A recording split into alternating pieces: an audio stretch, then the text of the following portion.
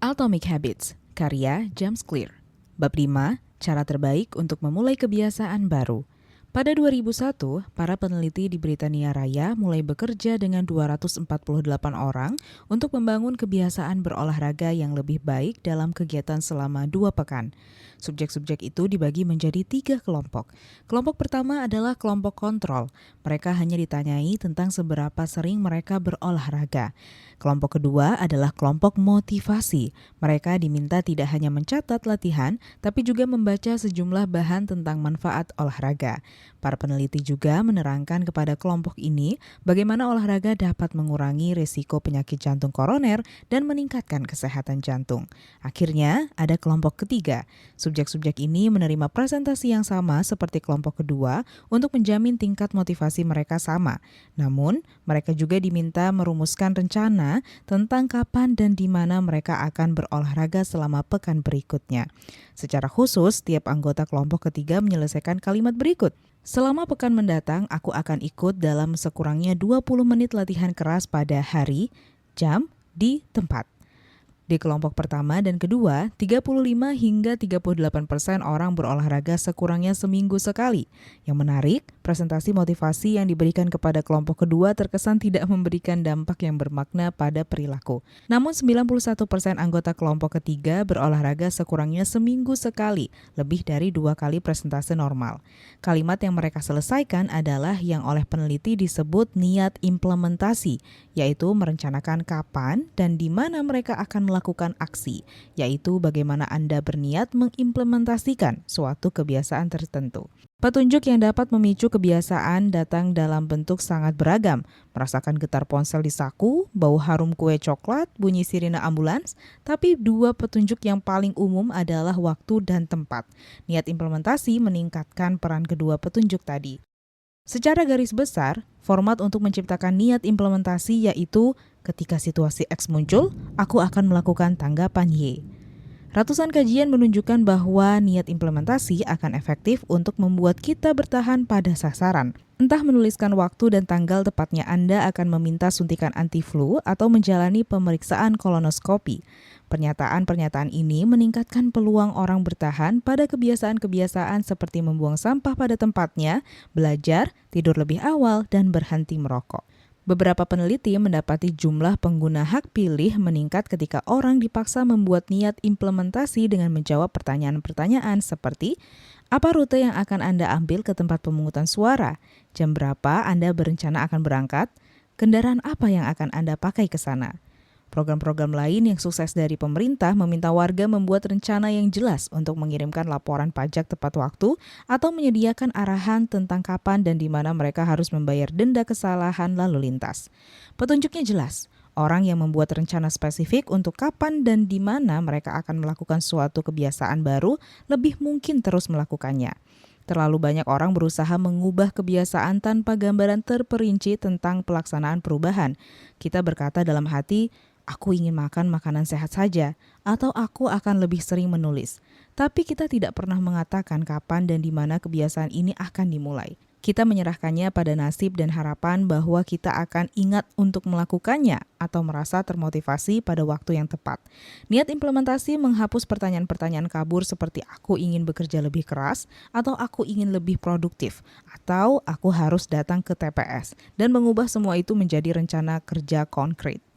Banyak orang berpikir mereka kurang termotivasi, padahal sesungguhnya mereka kurang jelas. Kapan dan di mana aksi akan dilaksanakan tidak selalu jelas.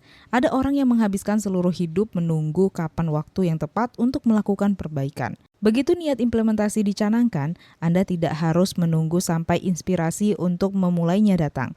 Apakah aku menulis 1 bab atau tidak? Apakah aku bermeditasi pagi ini atau setelah makan siang? Ketika saat untuk beraksi tiba, tak perlu ada keputusan lagi. Anda cukup mengikuti rencana yang telah dibuat. Cara paling sederhana untuk menerangkan strategi ini pada kebiasaan Anda adalah melengkapi kalimat berikut. Aku akan, kata kerja, pada, waktu, di, lokasi. Meditasi.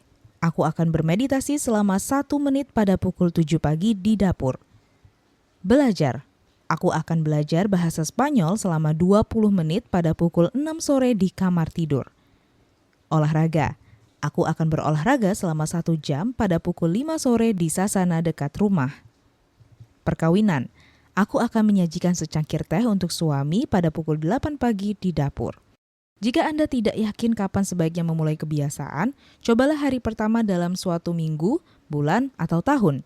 Orang lebih mungkin melakukan sesuatu pada waktu-waktu seperti itu karena harapan biasanya lebih tinggi.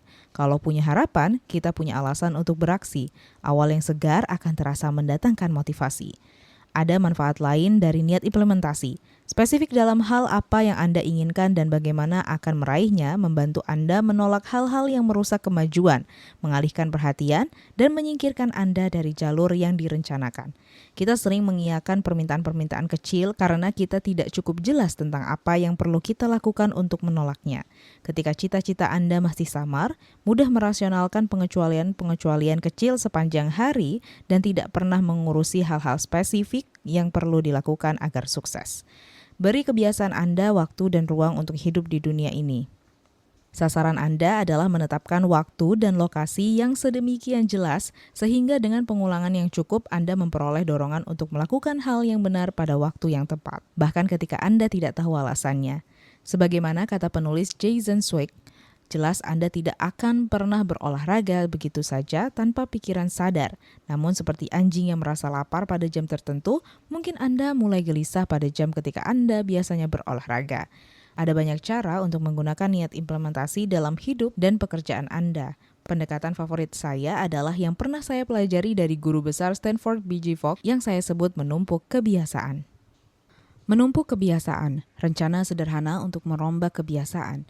Hampir seumur hidup filsuf Prancis Denis Diderot hidup miskin, tapi itu semua berubah dalam satu hari pada 1765.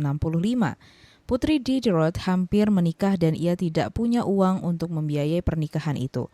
Meskipun tidak memiliki harta, Diderot terkenal karena perannya sebagai salah seorang pendiri dari penulis ensiklopedi, salah satu ensiklopedi paling lengkap pada masa itu. Ketika Katarina Agung, Kaisar Rusia, mendengar masalah keuangan Diderot, hatinya terusik. Ia penggemar buku dan sangat menikmati kehadiran ensiklopedia itu.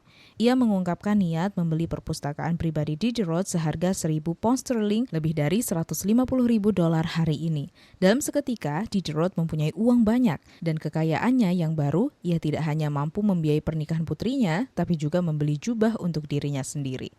Jubah itu indah, begitu indah sesungguhnya sampai-sampai ia langsung melihat bahwa jubah itu sangat tidak cocok dengan barang-barang lain miliknya yang biasa-biasa.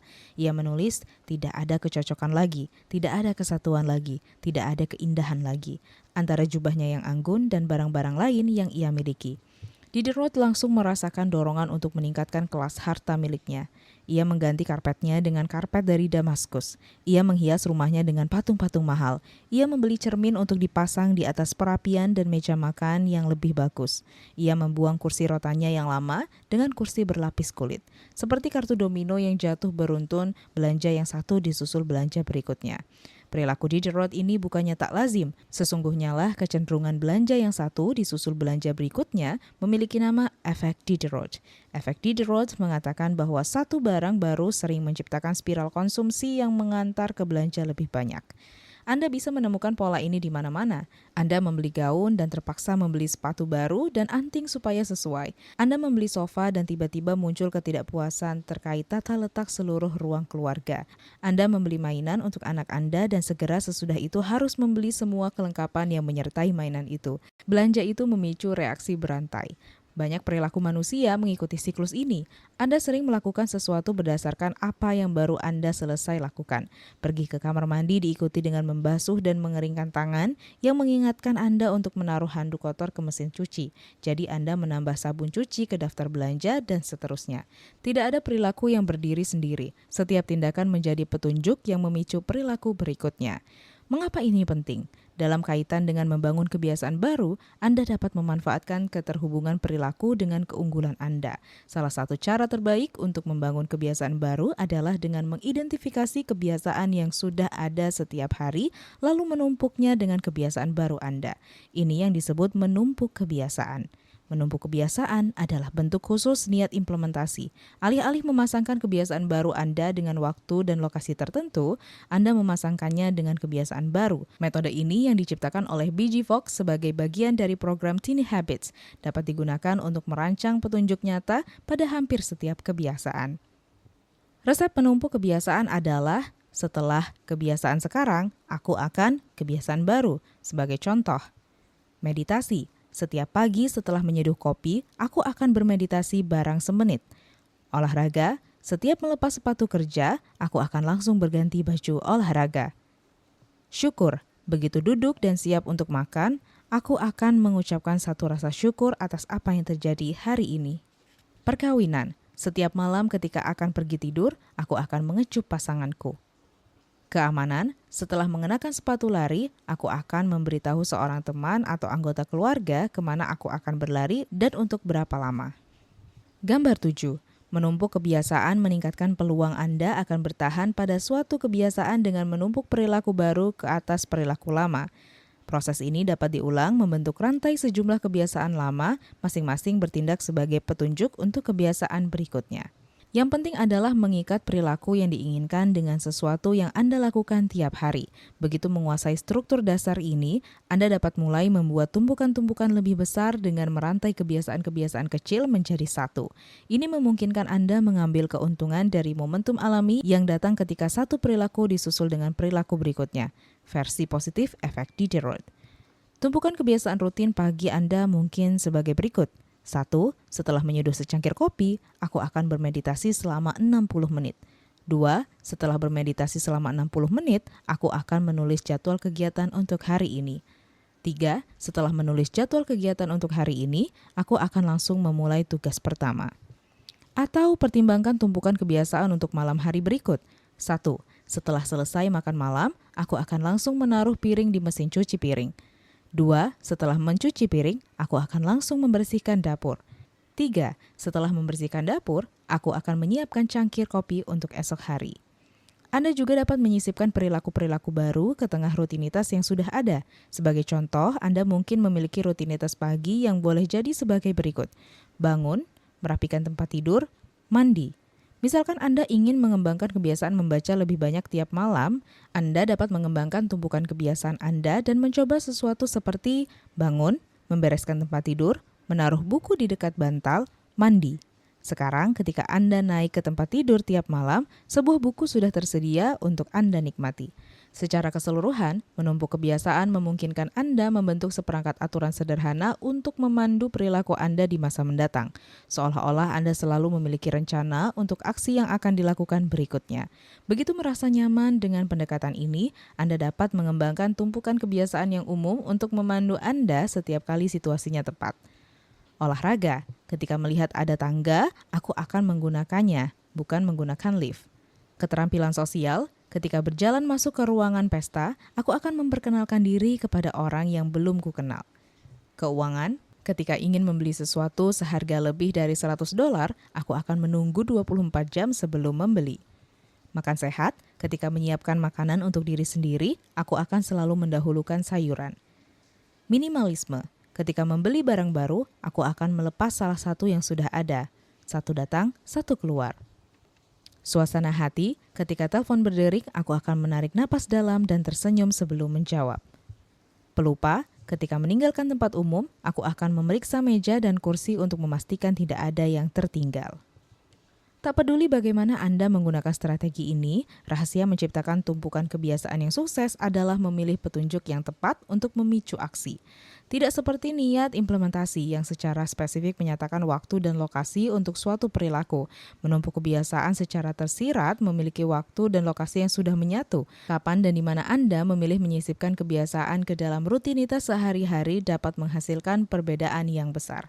Bila Anda sedang mencoba menambahkan meditasi ke rutinitas pagi, tapi pagi itu serba kacau dengan anak-anak terus berlarian di dalam rumah, berarti itu waktu dan tempat yang salah. Pikirkan kapan Anda akan paling mungkin mungkin sukses. Jangan memaksa melakukan kebiasaan baru ketika Anda cenderung sibuk dengan sesuatu yang lain. Petunjuk Anda juga harus memiliki frekuensi yang sama dengan kebiasaan yang Anda inginkan. Bila ingin melakukan kebiasaan setiap hari, tapi Anda menumpuknya di atas kebiasaan yang hanya terjadi pada hari Senin, itu bukan pilihan yang bagus. Satu cara untuk menemukan pemicu yang tepat bagi tumpukan kebiasaan adalah melalui curah pendapat atas daftar kebiasaan Anda saat ini. Anda bisa menggunakan kartu nilai kebiasaan dari bab terakhir sebagai titik awal. Sebagai ganti, Anda dapat menciptakan daftar dengan 2 kolom. Dalam kolom pertama, tuliskan kebiasaan-kebiasaan yang Anda lakukan tiap hari tanpa pernah lalai. Sebagai contoh, bangun tidur, mandi, menggosok gigi, berpakaian, mulai bekerja, makan siang, pulang kerja, berganti pakaian, membuat secangkir kopi, sarapan, mengantar anak ke sekolah, makan malam, memadamkan lampu, berangkat tidur. Daftar Anda bisa jauh lebih panjang, tapi Anda tentu sudah paham. Dalam kolom kedua, tuliskan semua hal yang pasti terjadi pada Anda. Misalnya, matahari terbit, Anda menerima pesan singkat, lagu yang Anda dengarkan, matahari terbenam. Bersenjatakan 2 daftar ini, Anda bisa mulai mencari tempat terbaik untuk menyisipkan kebiasaan baru dalam gaya hidup Anda. Menumpuk kebiasaan paling berhasil ketika petunjuknya sangat spesifik dan bisa langsung dilakukan. Banyak orang memilih petunjuk yang terlalu samar. Saya sendiri pernah melakukan kesalahan ini. Ketika saya ingin memulai kebiasaan push up, tumpukan kebiasaan saya adalah ketika istirahat makan siang, aku akan melakukan push up 10 kali. Sepintas lalu ini terkesan wajar. Namun, sejenak kemudian saya sadar bahwa pemicu ini tidak jelas. Apakah push up akan saya lakukan sebelum makan siang atau sesudah makan siang?